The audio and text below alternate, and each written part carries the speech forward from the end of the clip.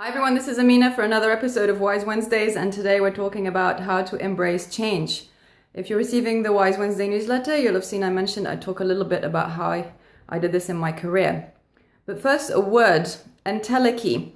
It's an ancient Greek word invented by the philosopher Aristotle to describe the process of going from potential to reality. So going from a vision to making it real. And it's an underused word in the English language, but it's very useful to understand the possibility that we have as human beings to go from our imagination to making something real. Aristotle also used the word to describe the will that exists within us that takes the vision from our imagination into the real world. But how do we embrace change? How does this help us?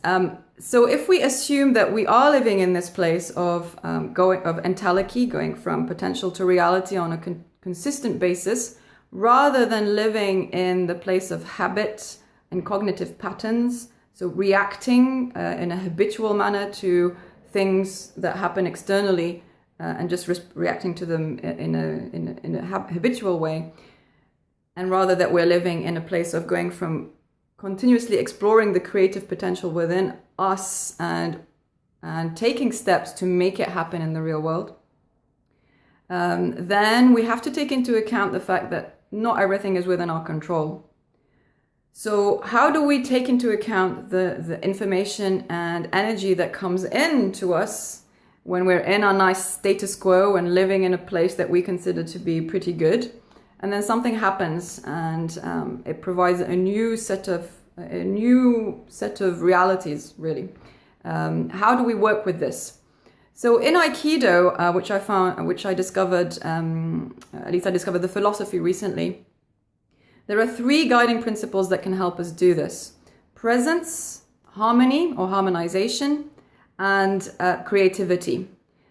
And the founding principle of Aikido is that it's non-aggressive. So we don't attack. If you're an Aikido practitioner, you don't attack, and you avoid harming your aggressor. I think it's a wonderfully peaceful way of looking at how to deal with life and change without falling into survival mentality. So let's say you're present, so you're in contact with your inner experience, you understand yourself, you understand your values, what's important to you, and you live from that place. Then you're in a very good position to receive new information, to receive an attack or change. So for me in public health, the whole public health system was overhauled in the last 2 or 3 years, which meant that the opportunities that were there before weren't necessarily there anymore, or there were fewer opportunities, or there were different opportunities. So from a place of presence, I can take all this information in without falling into a story of victimization, like, oh, why is this happening? And all this hard work I've put in, and why does this happen? Which can spiral into why does this happen to me? Or why, life is so unfair. And it's very easy to slip into a paralysis or a depression if we allow that story to spiral out of control. So again, presence allows us to see this process happening and to stop it, and to come back to what is actually happening, which is you're living your life and change happens. Change is inevitable. So this moves into the second part, the second principle, which is harmony or harmonization. So this is taking on board the new information that's coming in and working with it. So working with it would be the internal processing that you're doing. So it's taking on board the information and looking at it from a place of consciousness and a place of honoring your values. So for me, contribution is an important value, for example, as well as freedom, creativity, and connection. So if we take contribution, then I look at the information and I say, okay, so where can I now best contribute? It wasn't where I thought it would be before, but there are new opportunities to contribute. And then can I do it in a way that honors my desire or my need for freedom and creativity and connection? So I looked at the information and I thought, all right, so perhaps local government is the place. And that's the third part, that's the creativity part. So I've allowed the information to come in, I've processed it, and the possibilities that existed within me before have now been shaped or reshaped by the information that's coming to create new possibilities that still honor my values. For example, the value of contribution. So then I move into this is the creative part really, and then it has to turn into action. So what does that mean I do? So in this case, or in the first instance, it meant that I tried a new role, a new form of work that I didn't know about, that didn't exist before. And then it's an iterative process. So that's the first resolution, which allows me to reach a state of peace that honors me and honors others, to reach a peaceful resolution. But that wasn't the end of the story, because I tried that and I discovered that, actually, I'm not sure I'm making a contribution. I'm not sure I'm making the best contribution that I can make.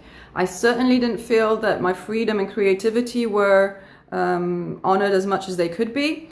And in terms of connection, I didn't feel I could connect very easily with the people around me. It felt like there was a bit of a mismatch. Not that there's anything wrong with me or with them, it's just there was a mismatch. Based on, let's say, my experience and my capacities that I've developed, it wasn't a good match. And that doesn't serve me or anybody else in the long term. So then you go back to step one. So that's the presence, where I've evaluated, where I'm in contact with my experience, I'm seeing what's happening, and I've evaluated my inner experience. So then you move again into harmony. So what does that mean? So you scan again. This is a form of, you could say, inner change, or it's still the original energy of change that I'm processing and harmonizing with. And to cut a long story short, I went through a series of tests or a series of iterations of this process, which allow me to be true to myself and my experience, to allow the new information that's coming in, harmonize with that information to create new possibilities, new potential, moment to moment, rather than being stuck and rigid in one way of how I think things should be. That's based on information I had 10 years ago, 20 years ago, 10 years ago. And then create new solutions that honor the values that I hold and benefit me and others through my value of contribution. And then obviously you take action, you keep taking action. But hopefully if you follow this process, action ensues naturally, because you're working with the energy and you allow it to come out in a new form, a new creative form. So those three principles were presence, so being in contact with our embodied reality, not just what's going on in our head, but what we're feeling, what we're experiencing, how we feel about what's going on around us. Harmonization, so that's taking in the new information that's coming in, that you can detect easily through being present. So taking in that information, harmonizing with it, allowing the possibilities that exist within your own mind to combine with the new information and create new possibilities. That's the third principle, it's creativity. So it's moving from the harmonization, working with the new information, into creating a new solution, and taking action. So to come to the conclusion, then I went through a series of new jobs and roles and decisions that took me into unknown territory until I reached the most peaceful resolution of this chunk of time, and that's to help others navigate their own careers and their own lives and become leaders in their lives and in the world. In other words, the coaching. So I hope that helps. If you have any comments or questions, please email me or leave them below. And if you were not subscribed, please do at www.dramina.com to receive the Wise Wednesday newsletter, which is exploring new forms of leadership. Have a great week, and I shall see you next week, hopefully. Bye-bye.